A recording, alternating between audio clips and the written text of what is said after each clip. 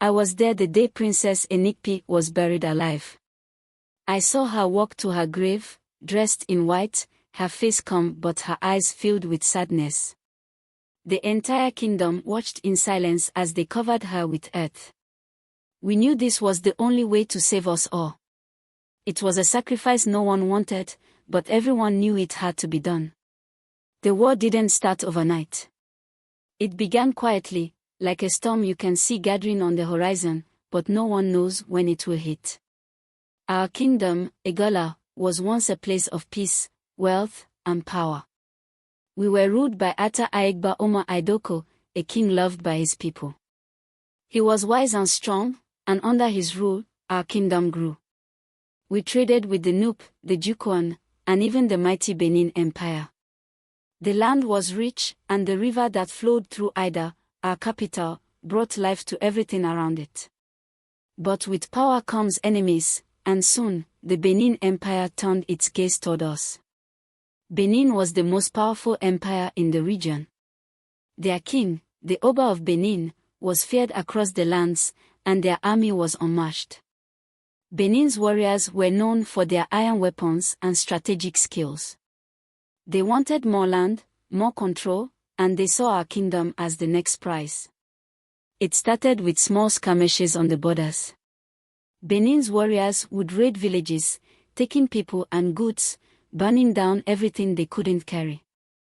The Igala forces tried to push them back, but for every raid we stopped, 2 more would follow. Soon, it wasn't just about raids anymore. Benin wanted to conquer Igala. They wanted to crush us, take our lands, and force us to bow to their rule. Ata Aigba called his warriors together. The Igala army was brave, and our men were strong, but we were no match for the sheer numbers and skill of the Benin warriors. Still, we fought. The war dragged on for months. I was young then, but I remember the fear that hung over us. Every day, news came of villages destroyed, of men killed in battle, of women and children captured or fleeing into the forest. The Benin army seemed unstoppable. They moved with a precision and force that left nothing standing in their wake. As they marched closer and closer to Ida, it became clear that we couldn't hold them back much longer. Our warriors were exhausted, our supplies were dwindling, and the people were terrified. I can still hear the whispers in the marketplace. What would become of us? Would Benin burn our city too? King Aigba did everything he could to protect us. He sent messengers to Benin, offering peace, offering gold and land. But the Oba of Benin refused. He didn't want peace. He wanted Igala under his control. He wanted to march into Ida as a conqueror, to make us kneel before him. With the situation growing more desperate, the king turned to the kingdom's priests and diviners. In Igala, the spiritual world is deeply connected to the physical world. The king, though a strong and wise leader, knew that there were powers beyond his control. The priests performed their rituals, seeking guidance from the gods. What they told the king shook him to his core. The gods had spoken. The only way to save Igala was through a royal blood sacrifice. Not just any sacrifice, but the life of Princess Inikpi, the king's only daughter and the kingdom's most beloved figure. The priest said that her sacrifice would appease the gods and protect the kingdom from the invading army. It was the only way to turn the tide of the war. The king was devastated. Princess Inikpi was his heart, his pride. She was not just his daughter, but a symbol of hope for the people. She was loved for her wisdom and kindness. The thought of losing her was unbearable. But the king also knew that he had no choice. If he didn't act, the kingdom would fall, and everyone, his people, his family, would be destroyed. When the prophecy was revealed, the king couldn't bring himself to tell Inikpi.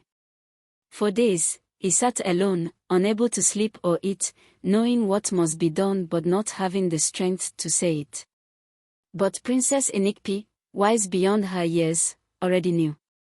The whispers had spread, and she understood what the gods demanded.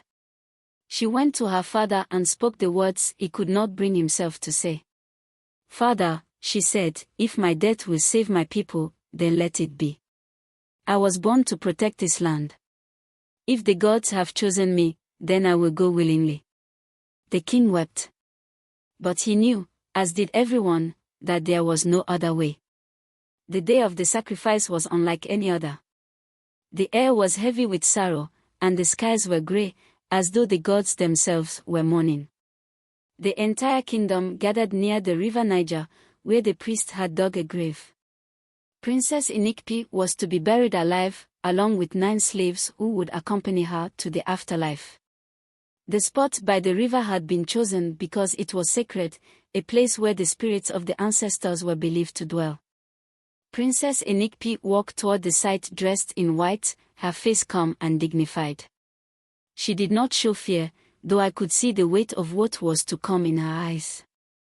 As she passed, people reached out to touch her, to say goodbye, but no one could speak. It was as if the entire kingdom was holding its breath. When she reached the riverbank, Inikpi knelt by the edge of the grave. She said a quiet prayer, asking the gods to protect her people. Then, with grace and bravery, she lay down in the grave. The priest began to cover her with earth, slowly at first, as if they too could not bear to finish what they had started. The sound of the earth hitting her body was the only sound in the world at that moment. And then, she was gone. We all stood there in silence. No one cried. No one moved. We had just witnessed the most unthinkable act. Our princess had given her life to save us. Something changed after Inikpi's sacrifice. The Benin army, which had been advancing relentlessly, suddenly stopped. Some say they were struck with fear when they heard about what had happened. Others believed that the gods, satisfied with the sacrifice, had placed a curse on the invaders. Whatever the reason, the Benin army began to withdraw. They left without explanation, retreating back to their lands. They never set foot in either. The war was over, but the cost was unimaginable. We had lost Princess Inikpi, the heart of our kingdom, but we had gained our freedom. The people mourned, but they also rejoiced, knowing that her sacrifice had saved us all. But the story didn't end there. Over the years, people began to talk about the river near where Inikpi was buried. There was something strange about it. People who caught fish from the river said the fish never cooked. No matter how long they boiled them, the fish stayed raw. Some believed that the river was cursed, that Inikpi's spirit still lingered there, protecting the kingdom even in death. Others said it was the gods' way of reminding us of the sacrifice she made. I don't know if it's true. I've never eaten fish from that river, and I don't plan to. To this day, no one can explain why the fish don't cook, but no one questions it either. It is a part of our history, a part of our kingdom's soul. Years have passed since that day, but we still remember Princess Inikpi. Her story is told to every child in the kingdom. A statue of her stands in Ida, near the river, a reminder of the day a princess saved her people.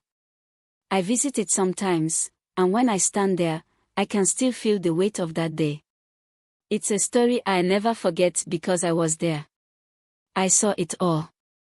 I saw a princess lay down her life for her people, and I saw a kingdom saved by her bravery.